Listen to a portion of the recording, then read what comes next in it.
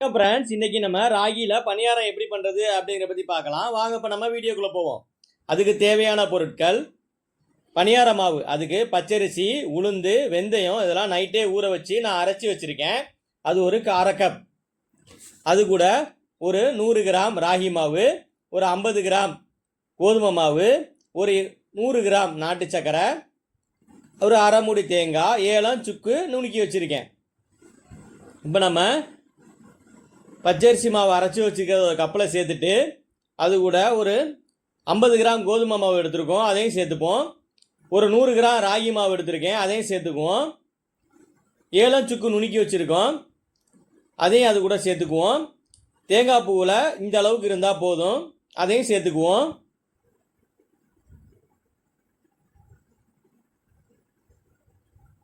நம்ம கரைச்சி வச்சிருக்கிற நாட்டு சர்க்கரையை அது கூட கொஞ்சம் கொஞ்சமாக சேர்த்து இந்த மாதிரி நல்லா மிக்ஸ் பண்ணிக்குவோம். கட்டிப்படாமல் நல்லா மிக்ஸ் பண்ணணும். இப்போ மாவு நல்லா மிக்ஸ் ஆகி வந்துருச்சு. இந்த பதத்துக்கு வரணும் ஃப்ரெண்ட்ஸ். இப்போ நம்ம அடுப்பில் பணியார சட்டியை வச்சுட்டு தாராளமாக நெய் விடுங்க. நல்ல டேஸ்ட் வரும். இப்போ நம்ம பணியாரம் ஊற்றிக்கலாம்.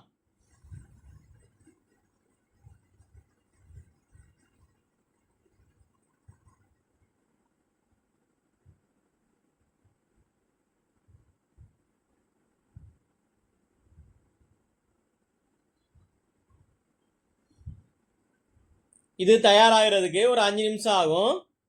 நம்ம இதை மூடி போட்டு ஒரு 5 நிமிஷம் வேக விட்டுறலாம். 5 நிமிஷம் ஆயிடுச்சு. இப்போ இதை நம்ம பிரட்டி விட்டுக்கலாம்.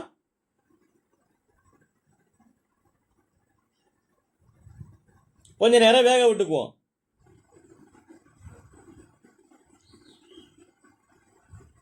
இப்போ நமக்கு அருமையான பணியாரம் தயாராகிருச்சு.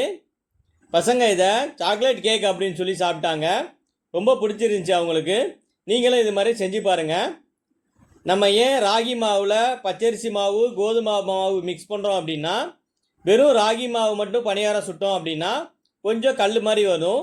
நம்ம அது கூட பச்சரிசி மாவும் கோதுமை மாவும் மிக்ஸ் பண்ணும்பொழுது நல்லா டேஸ்ட் அலாதியாக இருக்கும். பசங்களும் நல்லா விரும்பி சாப்பிடுவாங்க.